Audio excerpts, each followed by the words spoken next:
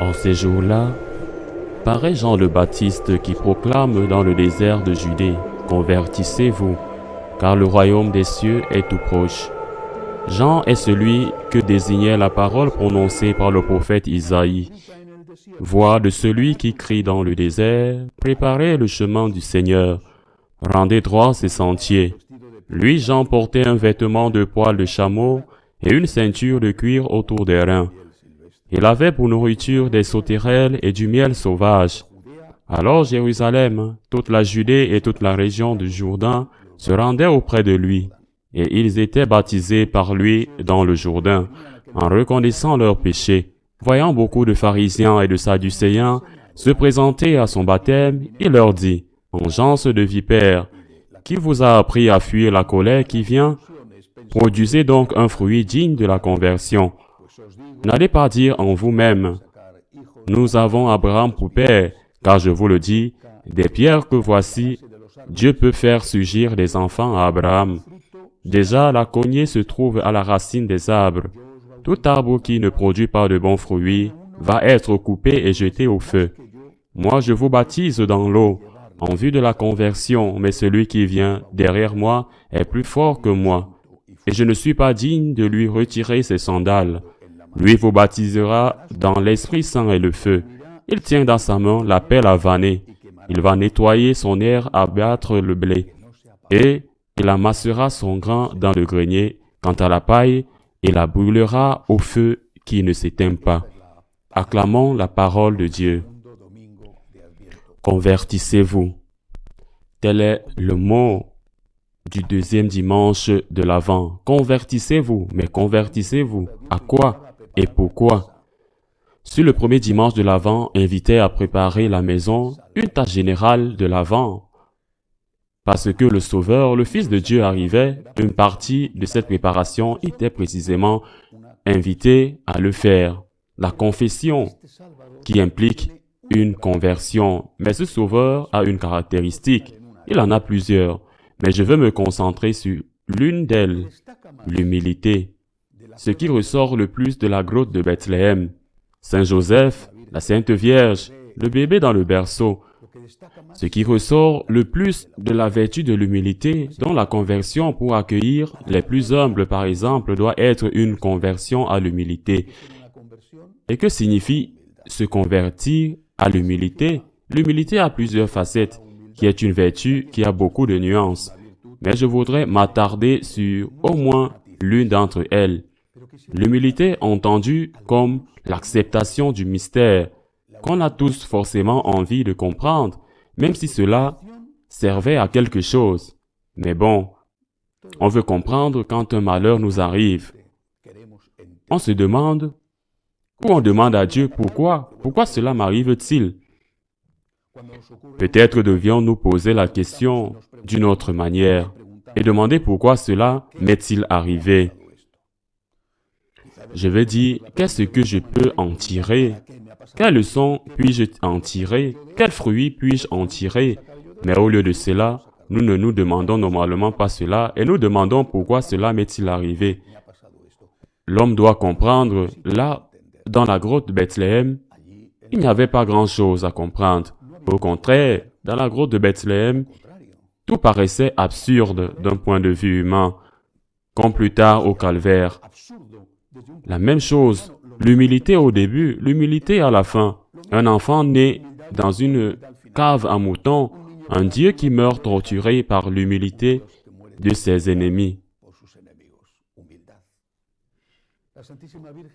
La Sainte Vierge humble a été celle qui a accepté de ne pas comprendre et c'est pourquoi l'incarnation, la naissance, la compagnie que la Vierge a tenue à Jésus jusqu'au dernier moment sur la croix a eu lieu. C'est la vertu que j'invite à pratiquer dans cet exercice de conversion que l'Évangile nous demande aujourd'hui, en ce deuxième dimanche de l'Avent, l'humilité. Accepter, ne pas comprendre. Je ne dis pas qu'il faut accepter des choses absurdes. Je ne parle pas de ça. Je voudrais dire qu'il y a des situations, généralement des problèmes, car la vérité est que personne ne se pose de questions transcendantales quand il gagne à la loterie. Personne ne dit « Pourquoi Ai-je gagné? Pourquoi cela m'est-il arrivé? On ne se pose pas ces questions quand quelque chose ne va pas. Eh bien, quand quelque chose ne va pas, et toujours quelque chose ne va pas, ou il y a toujours quelque chose qui nous inquiète, faisons cet acte de conversion. Seigneur, je te fais confiance. C'est ça l'humilité. Seigneur, je suis ton esclave. J'accepte. Tu n'as pas à me donner d'explications. Tu veux leur en donner beaucoup, mais je ne te demande pas d'explications. Tu permets que cela se produise. Seigneur, donne-moi la force de porter cette croix, mais je l'accepte parce que elle vient de toi. Si nous étions capables de reconnaître la volonté de Dieu, même dans ce coup qui me frappe au visage et me fait mal, nous serions déjà sur le chemin de la vraie conversion, sur le chemin de l'imitation de Marie. Disait-il il y a des années un illustre jésuite du temps de Pie XII. Il disait, le père Lombardi, quand la gifle vient de la main de mon frère, c'est la responsabilité de mon frère. C'est la volonté de mon frère. Mais quand la gifle m'arrive au visage, c'est la volonté de Dieu. Faisons cet acte de conversion en ce deuxième dimanche de l'Avent pour accueillir l'humble et aussi pour accueillir celui qui vient avec lui, la mère et l'enfant. Faisons cet acte de conversion. Seigneur, j'ai confiance en toi. J'ai confiance en toi. Je ne comprends pas, mais je sais, Seigneur, que tu m'aimes et que ce qui maintenant me fait souffrir, ce qui maintenant me coûte tant, Seigneur, que si je le comprenais, ce serait peut-être un peu plus supportable. Cela, Seigneur, est aussi ta volonté et je l'accepte, car tu as permis que la main de mon frère vienne frapper mon visage. Une conversion à l'humilité, une conversion pour accepter le mystère. Pas l'absurde, mais ce que je ne comprends pas. Mais ce n'est pas pour ça que c'est absurde. Je ne comprends pas comment fonctionne un ordinateur et les ordinateurs fonctionnent parce qu'il y a d'autres personnes qui sont beaucoup plus intelligentes que je sais comment ils fonctionnent et que je les ai créés. Deuxième point de l'humilité. Non seulement accepter de ne pas comprendre, que c'est déjà très important, mais accepter ces occasions où je considère qu'on me néglige. L'accepter par imitation des humbles à celui qui était le Tout-Puissant, Dieu, le fait naître dans une caverne de brebis pour nous enseigner une grande leçon jusqu'à ce que l'amour de Dieu soit grand. Vous qui devez imiter le Tout-Puissant, fait chair à Bethléem, vous devez essayer d'imiter celui que vous devez imiter en acceptant ces choses qu'il vous semble qu'ils ont manqué un peu ou beaucoup. Ne t'en fais pas, offre-le au Seigneur. Fais cet acte de conversion aussi.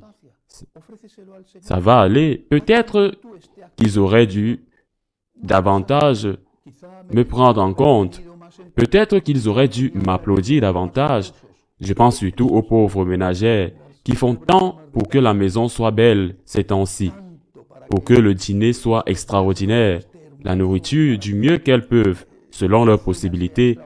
Et puis peut-être arrivent-ils et engloutissent tout, et même pas si ils veulent dire « Maman, comme c'était délicieux » ou « Chérie, comme le barbecue est si bien ». Accepte ça aussi. Ce deuxième point d'humilité, celui de ne pas être traité comme tu le mérites ou comme tu penses le mériter, parce que c'est ce que lui Dieu a fait pour toi. Convertissez-vous. Convertissez-vous à l'humilité. Convertissez-vous pour accepter la volonté de Dieu. Convertissez-vous pour ne pas comprendre. Ne prétendez pas être Dieu. Vous et moi ne sommes pas des dieux. Ne prétendez pas être au-dessus de Dieu. Décidez par vous-même ce qui est bon et ce qui est mauvais. Ne vous attendez pas à ce que Dieu vous donne des explications, car il sait ce qu'il fait et souvent, même si vous ne le comprenez pas, plus tard, vous finirez par le comprendre et vous l'en remercierez. Ainsi soit-il.